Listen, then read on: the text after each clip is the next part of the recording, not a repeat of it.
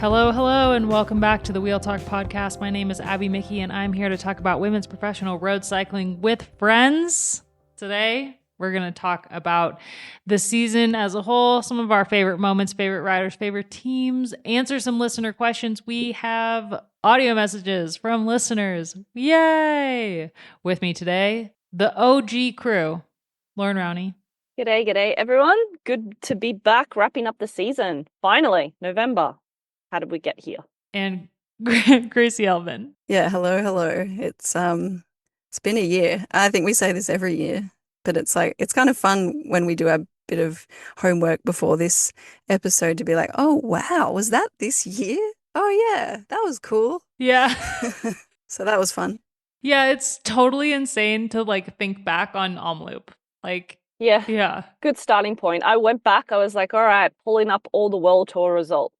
And I was like, oh yeah, a lot of class 1 Omloop. Yeah. In a breakaway that went right out of the gun. Yeah. Right out of the gate. Yeah. One of the most anticipated opening weekends for many years because of all of the rider swaps throughout the off season. And then, yeah, that was an interesting finish, and that kind of set the tone for a little while. But we were certainly blessed with some pretty amazing racing for the whole year. Mm-hmm. I mean, it does really, we say this a lot, but it does really feel like the level is rising so much across the board. Like, teams are getting deeper, the racing is getting faster, and it seems like every single year we just have, of course there are lulls, but overall when you get to the end of the season, it just really feels like every year is better and better and better, and you're picking up more names. There are more people on your radar at the end of the year, and it's just, oh man, we're really in this age of women's cycling that is, we're really lucky to be in. I think it's going to keep growing, obviously, and we're going to get to keep witnessing, young riders rising to the top and everything that we have been watching the last couple years. And hopefully a lot of the things that we want to see in the sport, like development and stuff like that, will become a priority in the future for the sport itself. But I feel very honored to be covering the sport in this time of women's cycling. Yeah, I share that sentiment. And to your point, when we only have 1 hour to podcast and talk about everything that's going on within the cycling world, plus our own lives, which we seem to go off on tangents, I do find myself at the end of podcasts going, oh, we should have probably spoken about this person a bit more or dived into that topic, but there's often just not enough time. And I think when you get stuck on a certain rider or something that's happened in the race, that can take up 10 to 15 minutes sometimes of an episode, that a podcast like this is really good to touch on maybe some of the characters that don't get as much attention throughout the year, but deserve it. Yeah. So, well, do we want to start with our favorite moments or start with listener questions? Because I was absolutely thrilled to see a few audio messages coming in, and from our really, really core group of followers on Discord. I feel like some of these questions could lead into almost our highlights and favorite moments, if I look at it. All right. Good segues. Yeah. Very true. Okay. Let's start with Ellie's question. Hey, it's Ellie Silva here. Well, in my original language, it's Ellie, but that's Ellie Silva here. I want to ask you guys what you think about the domestiques of the year. It's easy to talk about Labuse or Chubby, but seeing riders like Chapman doing so much work and going so beyond kind of what we saw in the past few years, it's great to see. So looking forward to see those also from the medium and smaller teams, because it's easy to name the best domestiques at UAE, FDJ, or even SD Works. And I even consider Phoenix and Age Insurance big teams right now. So kind of looking forward to hear about the smaller ones and kind of the domestiques who are changing the game. I'm super proud of Tata Magalhães, our Brazilian, doing super well despite the bad luck in the past couple of months. But yeah, love you guys. Thank you. I mean, I think she mentioned my domestique of the year is really Brody Chapman. And I think a lot of the riders on UAE Team ADQ would receive my domestique of the year crown, like Sylvia Persico, for example. Like, she was really incredible. And I think as a rider, she was kind of tipped a couple years ago by as being this like future for Italian cycling when she had that really, really good season. And she's had a rough couple of years in that regard, but she's not fallen off the map. And I think this year, especially under the leadership of Elisa Longoborghini, she's been able to kind of find her footing a bit as a domestique without all that pressure on her that she maybe picked up when she was on Valcar Travel and Service. So I think she's one of my top domestiques of the year, in that it's not always easy for a young rider to go from having the pressure of being a leader to being a good domestique. It's a lot of the times a really good domestique is honed over many seasons of being a domestique, like Loretta Hanson. But it's not easy to go from being a young rider with a lot of promise to riding for others. And I think Sylvia Persico did it with a lot of class and really had fun doing it this year. I think too that we can really speak about domestiques now as a type of rider, for lack of a better word.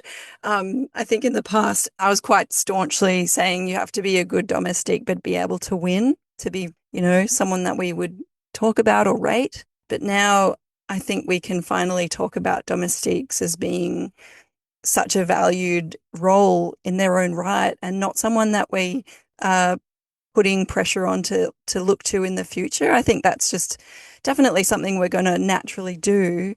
There's plenty of riders that I was looking through the list of going, yeah, they're going to definitely do well in the future. They are, but I think that pressure should come off a little bit to just say, look, that'd be great if you can win races in the future, or even this year if you got your opportunity. But boy, you're doing your job really well, and we want to value that. And I want teams to be seeing that more.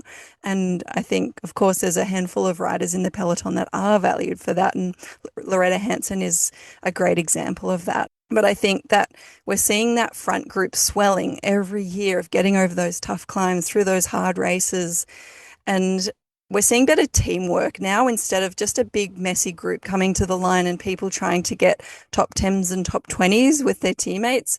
You can see these riders, they're definitely hungry. They want to do well in the future, but I think they're doing better at their jobs as domestiques now. And I think they're getting better leadership as well from the team and from the car to say, if you do this job well now, your time will come in the future, rather than having, and I'm talking about smaller teams more in this kind of scenario of riders that are just scrambling for those top 20s and having like a whole team do that. I think we're seeing that less, and I think that's a great sign that we're seeing better roles given out in teams across the board, not just in top teams, but in some of those smaller teams as well.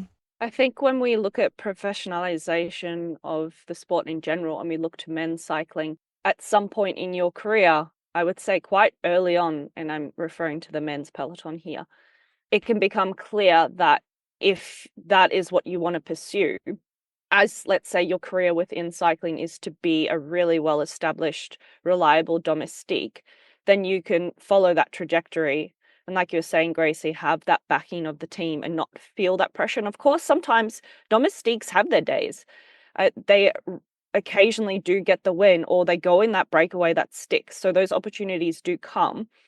But in women's cycling, like you were saying, that's just sort of been something that you always, even if you labeled yourself as a domestique, you felt the pressure that, okay, there's going to be a few opportunities in the year where I have to show myself.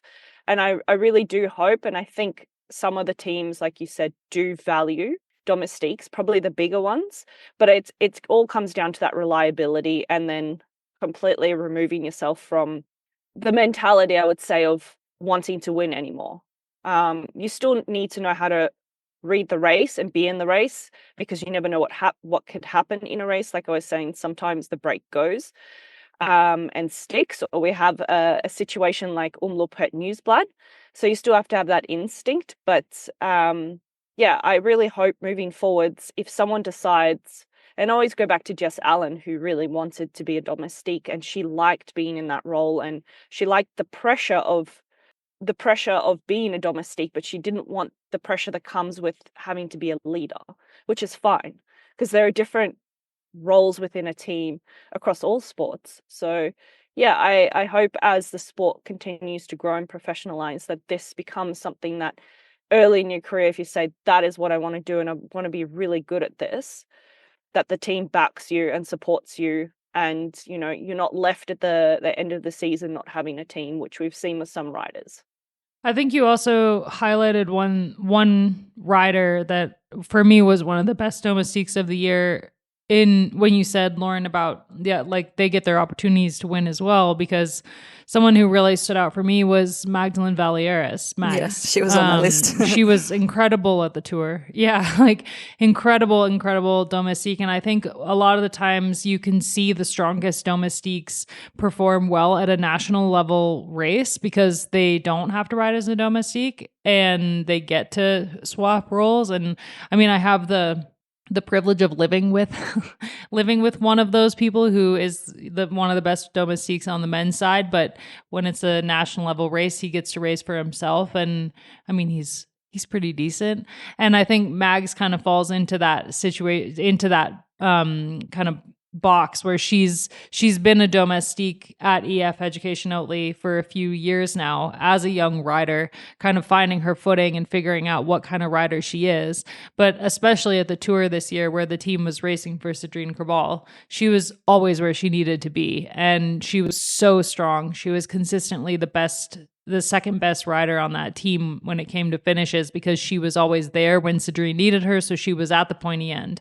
And then when it was her turn to race for herself, when she felt that confidence at the Worlds, she won the world title. So I think, yeah, like one of my favorite things about some of the top domestiques is they a lot of the times, like Loren said, they prefer to be a domestique, but when you get into a national level setting, you can see them flip, and it's really, really fun. And we got to see that with Mags this year, which means that going into the future, like she won't be a domestique anymore. But it's, yeah, like to see that trajectory is really cool. And I think she proved herself as being a very well-rounded rider this year as well, which you have to be a good domestique. I've got a few on my list. I'll just rattle them off, and then and Loren, I'm sure you've got a few as well. If we want to just, We'll see if we match up. yeah.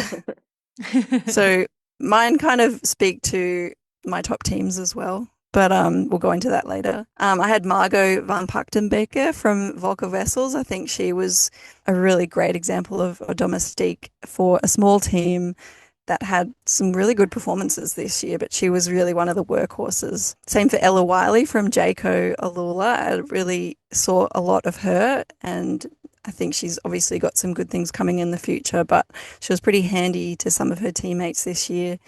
Femke de Vries from the Visma Lisa Bike squad was also someone that we noticed a lot, helping out her superstar teammates, of course, Marina Vos and Pauline Ferrand-Prévot, and Julie van der Velde from AG Insurance. I think that's a team we're going to talk a lot more about later in this episode, but I think she's been quite a valuable member of that squad for them with a few rising stars.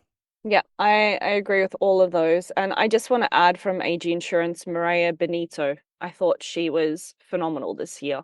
And I think we could rattle off a bunch of their climbers. They have, I would argue, the strongest climbing squad at the moment, only matched by probably FDJ Suez. But FDJ, I felt this year, which we can probably get into, didn't gel as well as AG Insurance. And maybe that's because they had too many superstar climbers. Whereas I think AG Insurance Sudal have really strong climbers.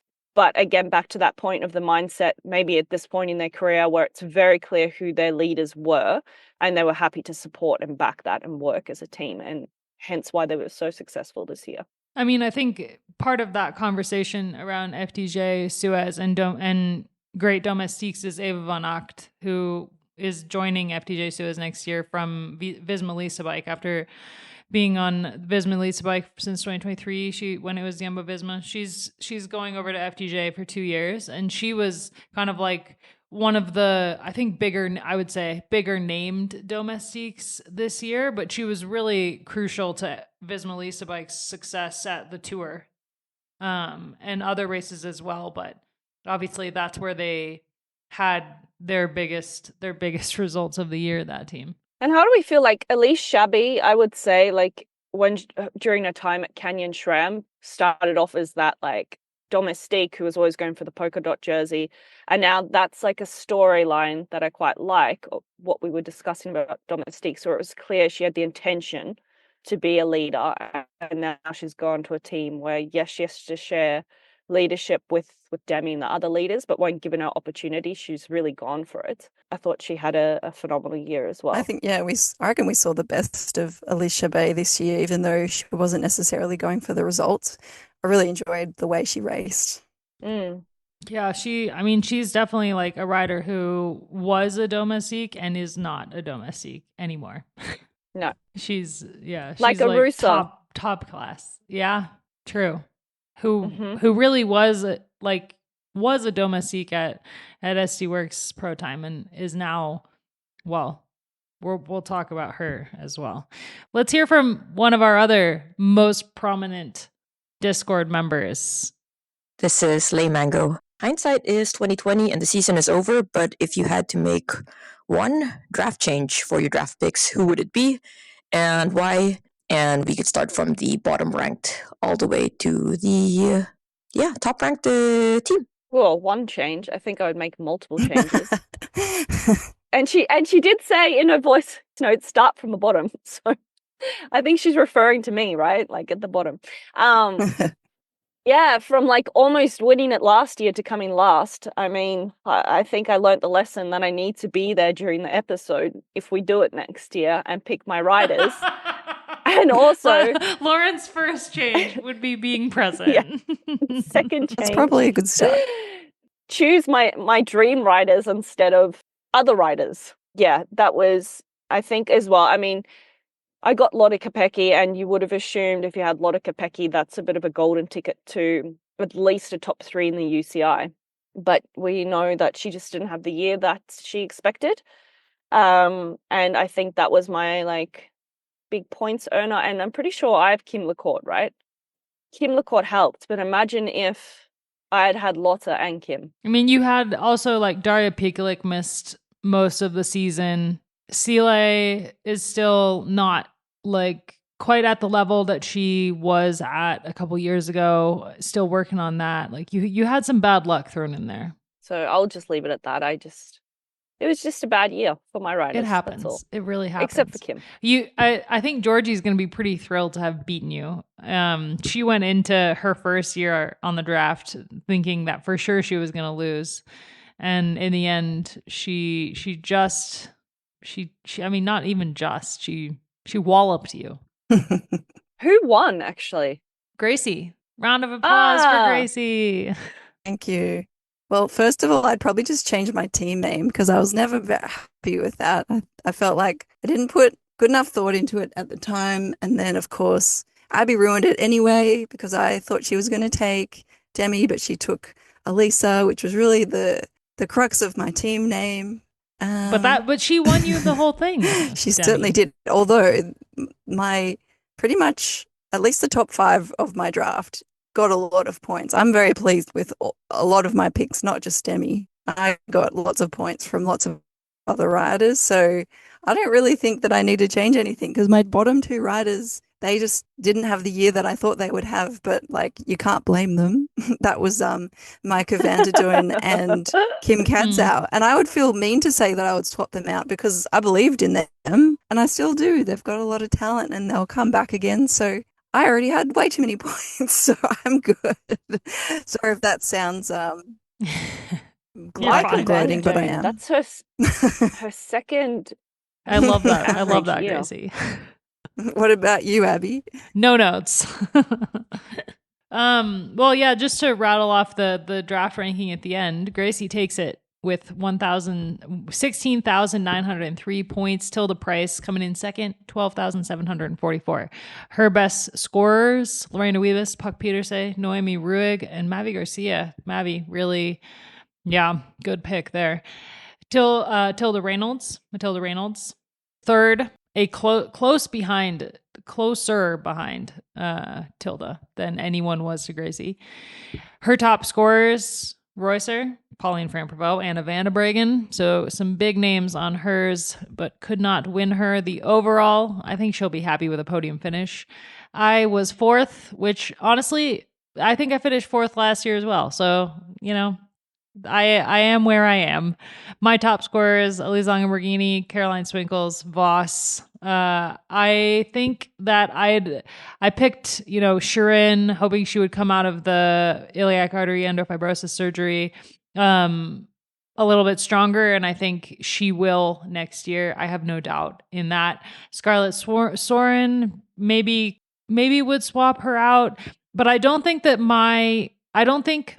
like Pfeiffer Georgie, I like really feel for her. What a terrible, like just the luck, bad luck, crashes, injuries. I think like Gracie, the riders that I picked that are at the bottom of my ranking, my team ranking, I still really believe in them as riders, but I think more so there are riders that we didn't pick that I just wish, I don't know, that I think are super exciting that I would add, like Eleonora Gasparini, for example. I don't think anyone picked her. My number one that I would add to my team is Laura Gillespie, but then I've got a little bit too much UAE vibes going on, but she had such a great season, Laura, and I think is a rider to watch, and I think UAE is going to put a lot behind her and her sprinting in the years to come. And Dominika Wlodarczyk, I think she was picked last year by Gracie, but I don't think she got picked this year.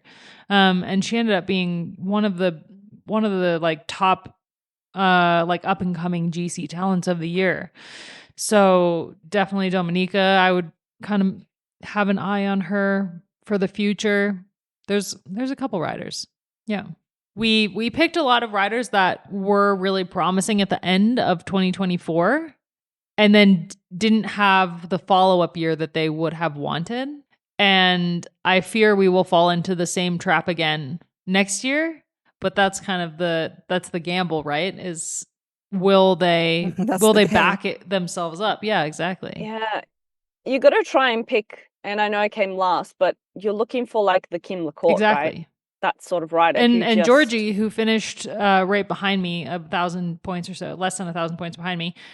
She had Sarah Van Dam, who came off of last year with a couple like performances, and then had a really, really good year this year. She was her fifth highest scorer, and like Sarah going to Visma Lease Bike next year, she's a really promising rider. And I think like for Georgie, she was one of the picks that I was like, who? And then like all year, she just was consistently there. And like you put a gamble on riders like Brody Chapman having some kind of freedom in their team, and in the end, she didn't. It's all part of the game. So I'm happy with my team. I had Anna Henderson in there scooping up some points. Maybe Charlotte Cool.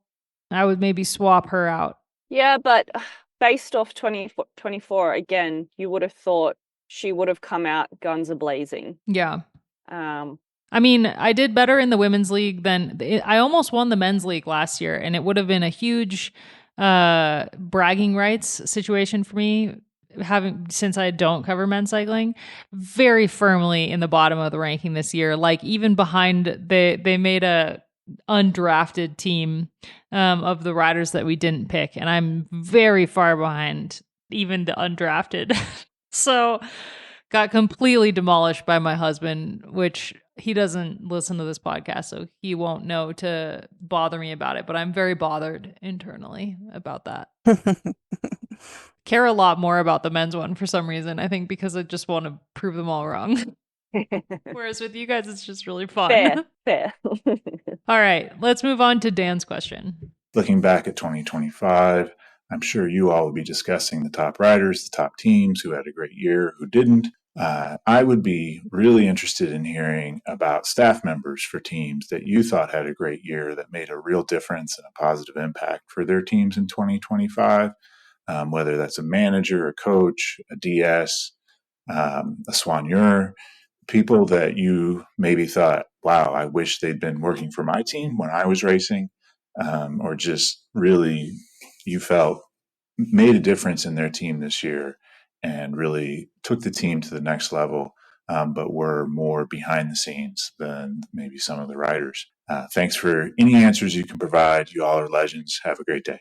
I think for me, the picking the best staff member is hard because there are so many like unsung heroes in the staff. There's so many soigneurs and mechanics that make a huge impact on the team that we just don't know. We don't get to, apart from the Tour de France Femme and like Paris-Roubaix, where we have an opportunity to be on the ground at the races and see how the teams operate around the buses and stuff. We don't really get a lot of like content from staff members when it comes to teams, which leads me to my favorite staff members, which are always the press officers, because they are in charge of chasing the cats.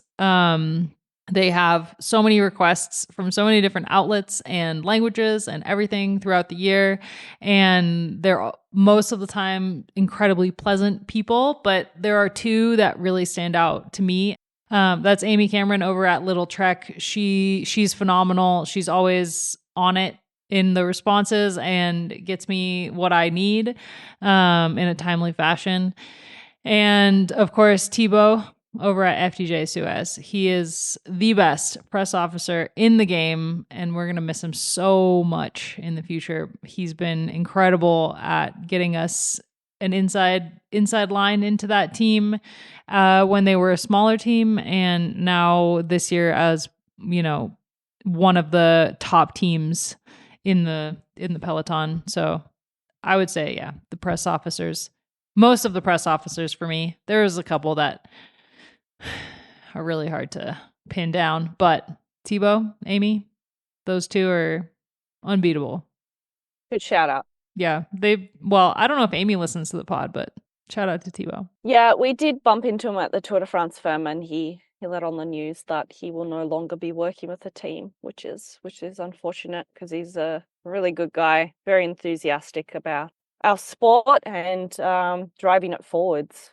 But my staff picks, I've got a few more on the manager side of things, I think, and DS. I'll start with Uno X. A couple of years ago, they added the addition of Anna Badegruber. I'm sorry, Anna, if I pronounced your name wrong. She was a DS that came on board, I think, 2 years ago, and now she's moved, as of this year, into the head of women's sports. So she works alongside Tor Hushoff. And I think just having her on board has been really good for the team. And, you know, she's helping Tor understand the women's side of the sport more, because he's the first to admit that he didn't know much. So she's been sort of taking the lead there. And I think if we look at how well they performed this year, credit to the riders, of course, but she's head of performance. So I think that's a really important role within a team. And then I would say Jana Seal moving over as the manager of UAE has been really big. She's been in the sport a really long time. I think she started with Astana and then went over to Lotto. So very much in the men's side of the sport. And now she's in the women's side of the sport. And she's done some really good things. Alongside Cherry Prudhomme, I think they've been like a really powerful dynamic with that team, and they're working well together. And just all the new hires they made in 25 and the hires that they're making in 26, they're building something pretty special there. I think, what did they end up ranked second or third in the overall, which was amazing. So I think number one is their goal, and who knows, they'll get there, I think. And then I'd say the DS on AG Insurance Sudal. So you've got Yolene de Hora, Finn Delbera, and Stain Steels. And I think they've been pretty incredible, those three, with that team.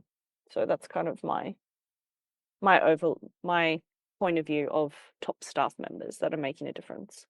There's some good shout outs there. It's a good question because, like Abby said, we don't hear that much about the staff members in general from writer interviews or anything really going through the content channels throughout the year. So they're kind of often the unsung heroes of cycling. For me, my mind goes to some DSs as well, and probably close to home, as I'm still feels a little bit connected to the Jayco squad, and seeing my old director and coach, Gene Bates, who had stepped away at the end of 2018. He did a couple of years on the men's team, and then he moved back to Australia. He was head of endurance, high performance for Oz Cycling, and then he came back to Europe, and now he's back in the head DS role at the Jayco Alula team. You could really feel this year they just had that turning point after a few rough years, a few quiet years.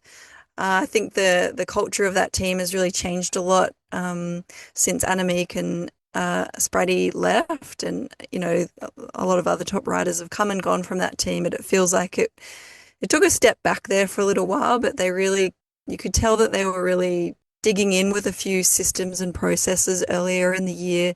Through the spring classics, they were knocking on that door again and again. They were running top 10s. They had some strong, fresh faces that we were starting to talk about.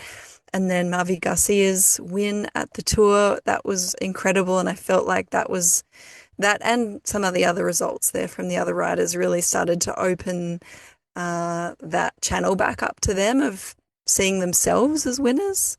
And I'd have to think that Gene's got a bit to do with that, of coming back with his own different perspective of being away from the women's team for a number of years and coming back to it with fresh eyes, fresh ideas, and a bit more confidence in himself and his abilities. And I also want to give a shout out to Jess Allen. Rownie, you mentioned her as a great domestique. I think she's actually a born leader, even though she was pretty much only a domestique in the team. And I think she's really starting to find her feet as a DS at Jayco as well. And it was cool to see her over at the China races and to be there for Josie Talbot's first World Tour win. So I think that deserves a mention as well.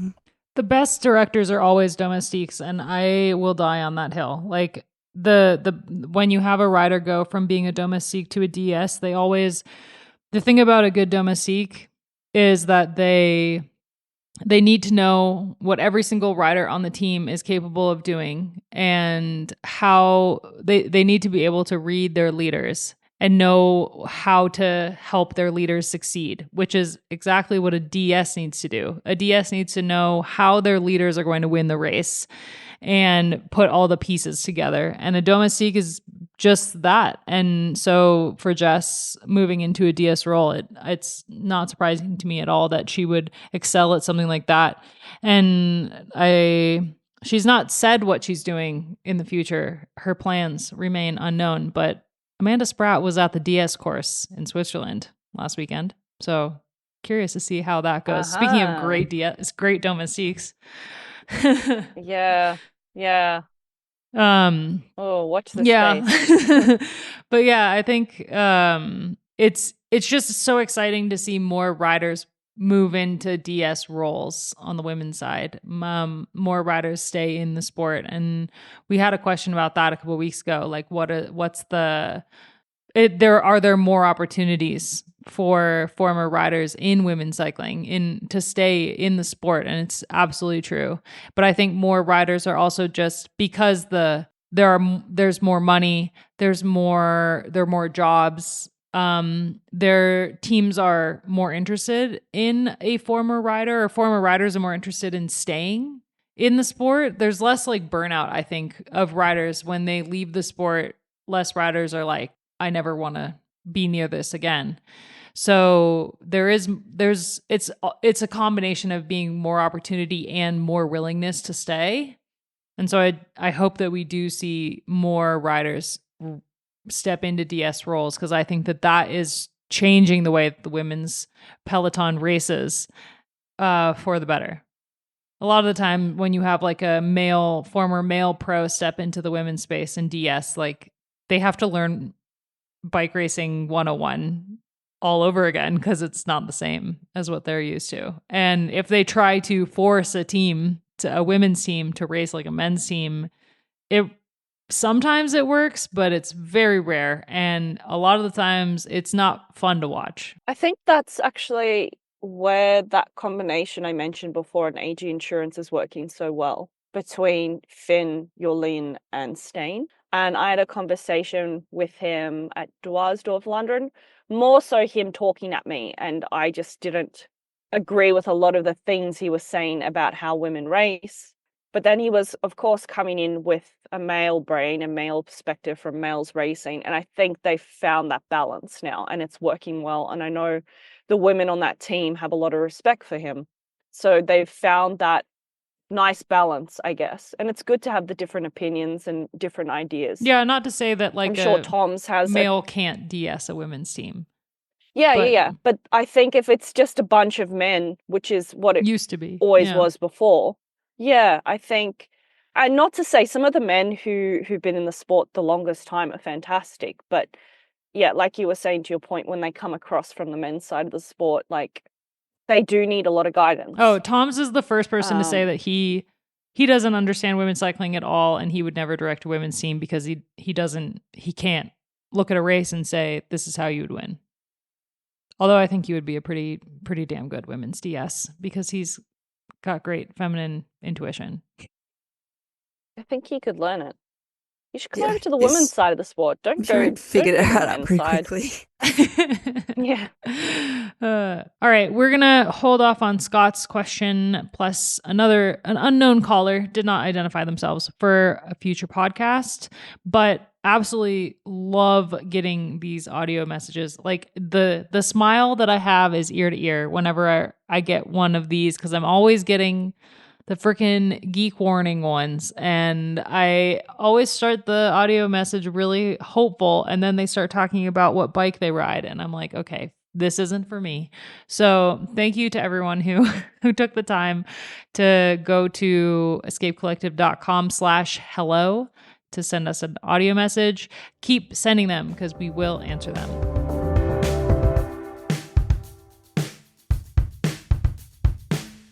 We're going to talk for the rest of the episode about our favorites, our favorite moments, our favorite teams, and our favorite riders. Top 3 favorite moments. I think we go 1, 2, 3, 1, 2, 3, 1, 2, 3. And I will start with my third favorite moment of the year, which was Puck Peterse winning Flèche Wallonne. I think she's a really exciting rider in a lot of ways. And her run in the spring was unbelievable. She went into the third or fourth stage of the Tour de France Femmes avec Zwift, having only finished in the top 10 for the entire season. And her win at Flèche was it felt like a long time coming, but it's not because it's only her second season racing on the road. And she's such a promising rider. I really hope that the team is being gentle with her, especially as she races so many different disciplines, but having someone like that cross over from cross and mountain bike, it just brings more fans into the women's side of the sport. So not only did I love to see her win, I also I love to see her win as a person, but also adding another name into the mix of riders who can win such a specific race was really cool. Yep, agree. I didn't, because I knew who you'd picked. I did not pick Puck Peterse for that reason. Had to keep it interesting. What was your third favorite moment of the year? I didn't rank them, but I'll just start with, I'll get to the more exciting stuff. Letizia Borghese is a client of Wasserman, and she had a really strong spring. She was just there, really present the whole time. And I think when she got second at Paris-Roubaix, it's the biggest result of her career. And I was there at the velodrome and the camera was on Pauline. So when she attacked from that group that was chasing, you didn't see it. And then all of a sudden I was standing there on the corner of the velodrome, and here comes Leticia onto the track. And then I just started screaming because I was like, oh my God, she's going to get second. Like, it was huge for her. So for me, that was like a favorite moment, because of the personal connection, and then being there on the ground. It was really special to see someone. And I just started working with her, and she was in a contract year and everything. So that was pretty cool to see the consistency and then it paying off with the result.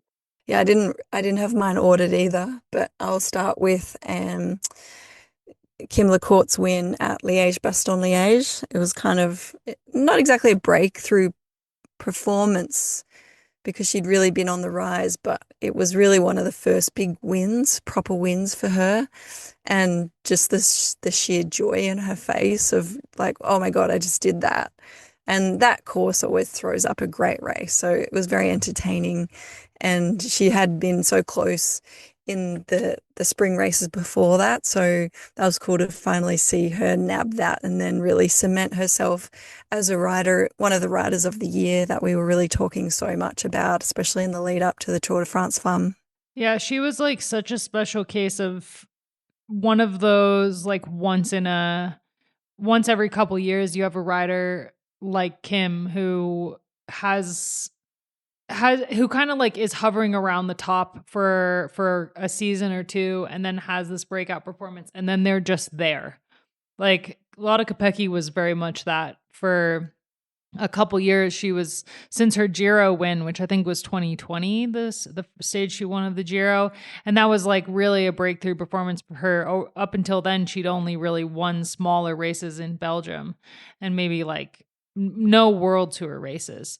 And then she kind of was knocking at the door for a bit, and then she just like bursts through it and was one of the top riders in the world and still is. And I think for Kim, that was her Giro stage win, but on a much bigger scale, like where she was like, all right, I'm here. I am one of the top riders in the world. You're going to talk about me for the rest of the season. And it was awesome. What's crazy about Kim is the fact that she only started racing in 2024 on the Totally road crazy. professionally.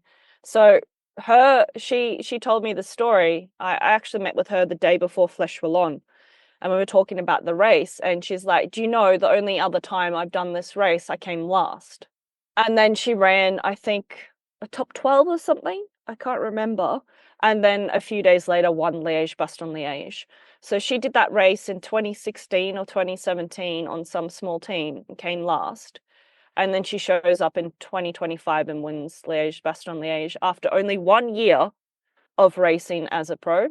And her story, I just love her story, but the fact that her husband was emailing around teams and saying, you should hire my wife, like, she's an incredible athlete. And then it was Natasha Carnarvon who was the one who gave her the shot with AG, and wow, she's extended now until 2028 for good reason. That's a very rare story, particularly of her age. I mean, she's 30. You just don't, it's, yeah, amazing. She's special. Yeah. Speaking of special, the Mavi Garcia Resurgence Renaissance. Her Tour de France stage win was one of my favorite moments of the year. And I think not just because she had attacked late in the race, and she does that a lot, but it never really amounts to anything. So she attacked and I was like, nah. And I was ready to write another like Marianne Vos wins again piece. And she outsmarted them, outrode them, won that stage. And I think that was an incredible moment in the moment, seeing her win that stage after so many years of being close, but never kind of putting all the pieces together for a major victory. A huge moment for a team that we talked about all spring long as having the numbers in races. But then in hindsight, also, Mavi's win at the Tour ended up being one of the most like emotional and like outlier victories of the race. You had multiple riders winning multiple stages, you know, like Pauline won 2 stages, Lorena won 2 stages, Maeve Squibon won 2 stages. You had, like it ended up being very a lot of repeats. But for Garcia, for Mavi Garcia, that win was one of the best moments of the tour, but also one of the best moments for a rider who's been around for a really, really long time and a team that needed a win. Agree to all those points. It was incredibly special, and you could see it's fun when the whole peloton gets excited about something like that. And that's how it was. And like the sponsors were there on the ground and they were screaming and didn't know what to do, and they were running up to Georgie and asking, what can we do to show the girls that we really appreciate them and what they did? And she's like, just go up and say it to them. And I'm not sure. I think they did something for them that night, but I'm referring to Liv, by the way. That was a really special win. Yeah, great people. My second, because we're doing it in order, and actually, I guess this is because my last does make sense. I'm going to go with Marlon Russo winning stage 1 of Tour de Suisse, and just in general, her season, capping it off with that time trial, the world time trial win was incredible. But just, I don't know, something about that stage when she was matching Demi and then dropped everyone on the descent, including, I think, Cassia and Elisa Longoborghini from memory. After a horrific 2024, where she was going into that year trying to win the Olympic gold, didn't come away with the home title in Switzerland. So I don't know. For me, that was like, she was strong all season, but then it was very apparent in June that something big was coming from Russo. Agreed. I had that on my preliminary list of best moments, is just the comeback. And to take that win in Switzerland, after having missed the home worlds, it was really, really great to see from a rider who had just one of the worst seasons on record in 2024. Every interview she gave was just so animated and happy. I think that was really enjoyable as well to see her just enjoying it. My next one would be stage 1 of the Tour de France Femmes. As a rider, the first stage of a big tour is always so scary and so nervous, but now as a viewer and a broadcaster, it's so fun to watch because it's like, what's going to happen? And it's not me shitting my pants today. So like, I just have fun now on stage 1s of any tour, but this one, the finale, was particularly good. We saw a few stories beginning to be written for that week, having Pauline Ferrand-Prévot seemingly soft pedal off the front of a very fast peloton on that last climb was like, okay, interesting. And then to set up her teammate, Marianne Vos, to take the win and the yellow jersey, that was also special. Like, we say it over and over again, we don't get tired of Vos wins, and you know, she probably doesn't have many more years left. So I think we're all just savoring those moments. So that was pretty cool. Yeah, and there's just something so right about Vos in yellow. Yeah. But also on the first stage, right? It's even more special. I know she's taken yellow before, but it just, I agree. I had that on my list as well, but I decided to stick with what I've got. Speaking of people we love to see win, my favorite day of bike racing in 2025, it was this or the World Championships, which was very good. But the Giro stage 7, when Persico and Elisa found themselves off the front, not on purpose, and ended up running with it, and Elisa won the Giro that day. With that move, and it was just like such a wild day of bike racing. And I remember watching it and just being so confused because they didn't attack. They just had more momentum on the downhill. And then just the commitment from Elisa, the total chaos behind of like, what do we do? Do we chase? Do we let them sit out there? And then at the top of that climb, Eliza had her nephew, Christian, running alongside her on the climb, and it was his birthday. So that was like incredible. And I got to break down the whole day of racing that day with Eliza for a piece coming up. I did an As Told To about Allison Jackson's Paris-Roubaix win. This will be my second one of those pieces with Eliza. And we had such an amazing conversation, and I can't wait for everyone to hear it. But she talked about that stage and how much it meant to her that Christian was running alongside her, and her special connection with her nephew, and how close they are, how good of friends that they are. And she's a person who really values family. So to have him there gave her a little bit extra, and that she found them off the front of the stage and was just like, okay, if we have 100 meters, they have to close 100 meters. And then they didn't. And she says that wasn't the stage that won her the Giro, but I'll let you find out which stage she found the most pivotal in that interview. Looking forward. Is this an off season? Yeah, it'll be a couple weeks from now. She gives good interview, Eliza. I have like 100 quotes that I need to parse together. Nice. Look forward to it. Yeah, my number one is Kim Lecourt taking the yellow jersey at the Tour de France. It was a special day for many reasons, and of course her victory as well was incredible. But I think just that realization when she took the yellow was being there on the ground and not realizing it for at least 10 minutes or something was quite funny. When someone ran up to me and said, "Oh, how do you feel about her taking yellow?" And then I was like, "What?" And then trying to find her to congratulate her. Her husband and her family were there on the ground. And again, back to the point about Kim's journey to get where she is. It was just, and also the team's journey to get to this point where they were yellow jersey contenders, because at that point they were all in for Kim Lecourt for the yellow jersey, and we all know how that panned out in the end. That Gigante ended up being the leader in terms of GC, but yeah, just another really special moment to see that happen, particularly for African cycling. And yeah, that was super special, and certainly brought out a lot of emotion from a lot of us that day. I think you have those moments when you're like, wow, that I was there that day. That's pretty cool. Even when it's not you, you can really appreciate how special some things are some days, and that was definitely one of those days.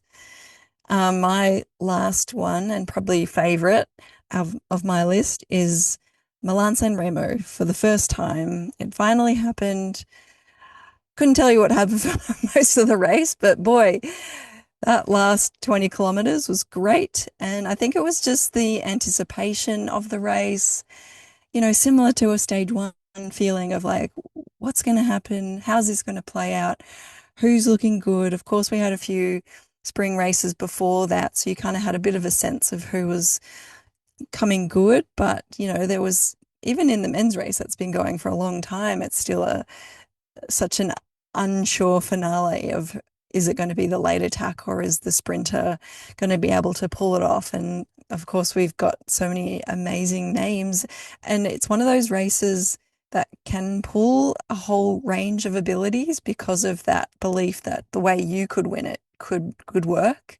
And I think this could become one of my favorite races, despite it, the majority of it being maybe boring. I think the finale is worth the wait, and this year it was worth the wait. That attack from Elisa was brilliant. It was perfect.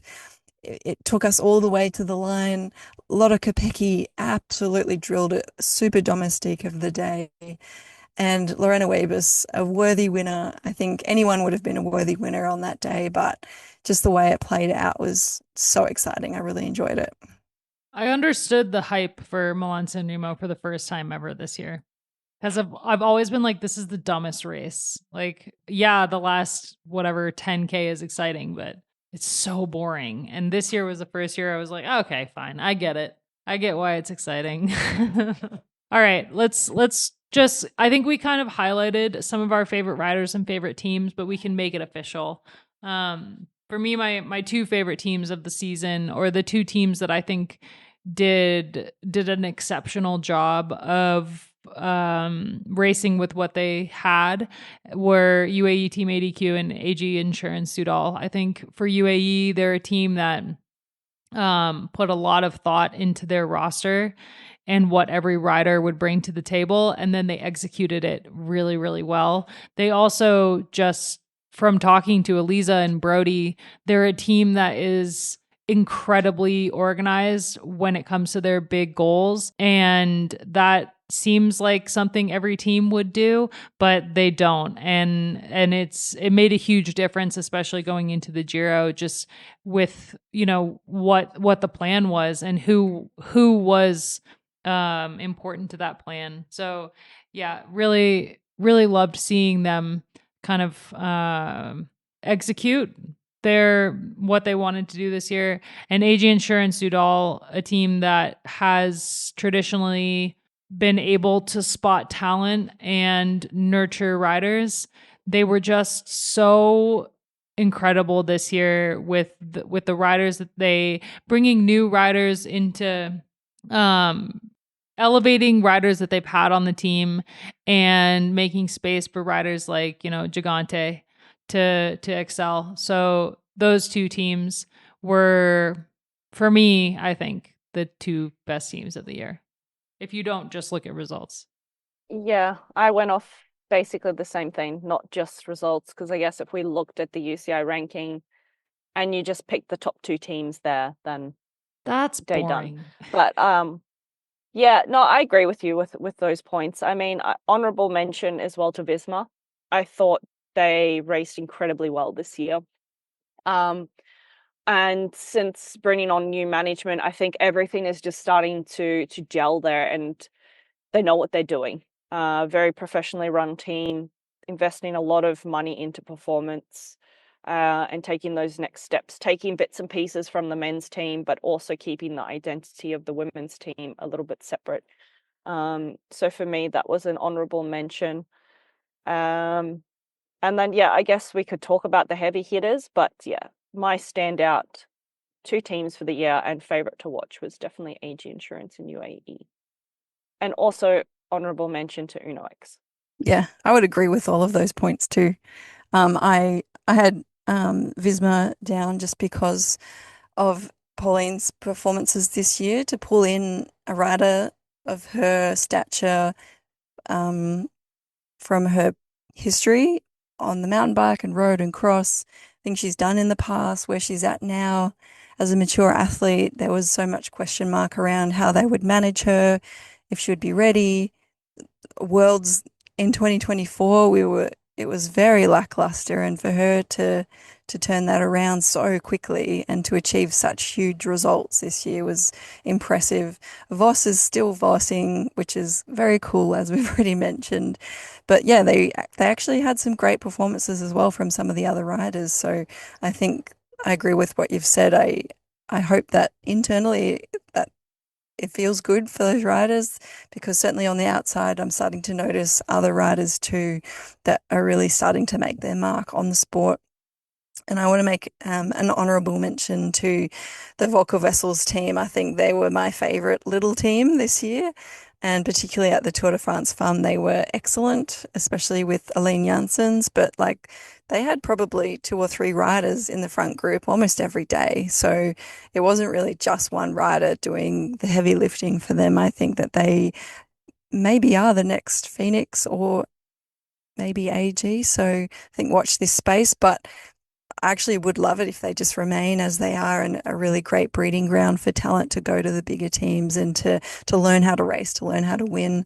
So I think that they definitely deserved a shout out. They're definitely building something special there. And if you look up Volker Wessels, they're in for the long game, and it's like a multi-billion-dollar company. So I think the plan is 2028 to go World Tour or apply for the license. So they're like really building it from the ground, like putting a good base. Love that. And it's the same guys behind it. They've been there since Park Hotel. Awesome. And that was one of the best speeder teams like one of the best smaller teams for many, many years.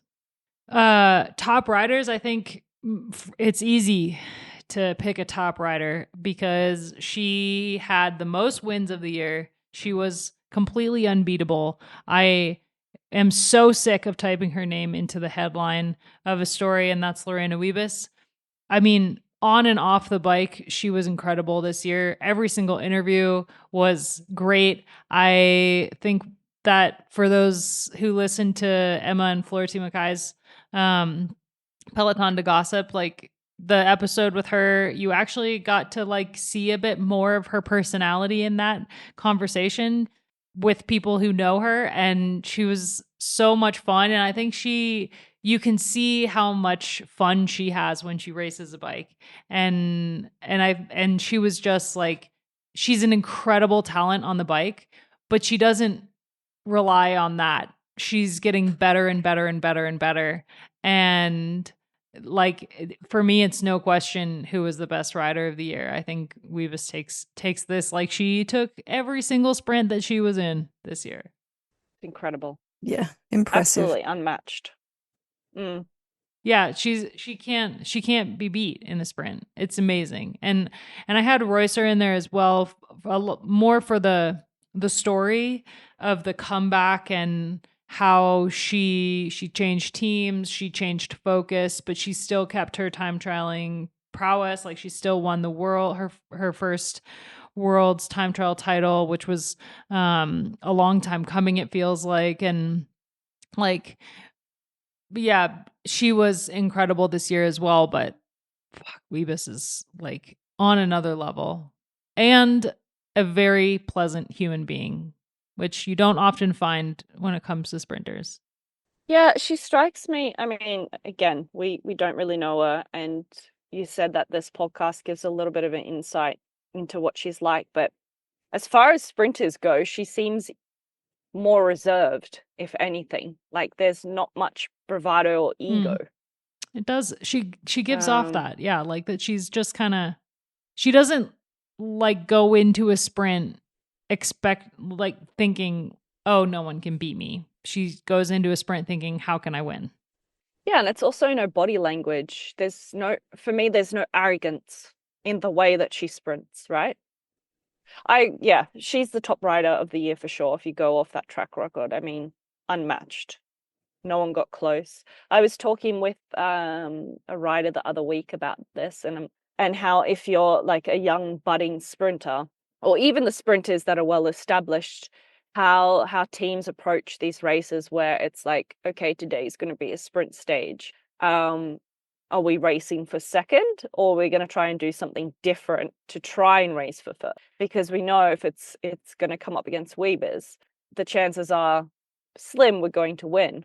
But does that mean that you're coming in with this almost negative loser approach that if it is a sprint, no one can beat her?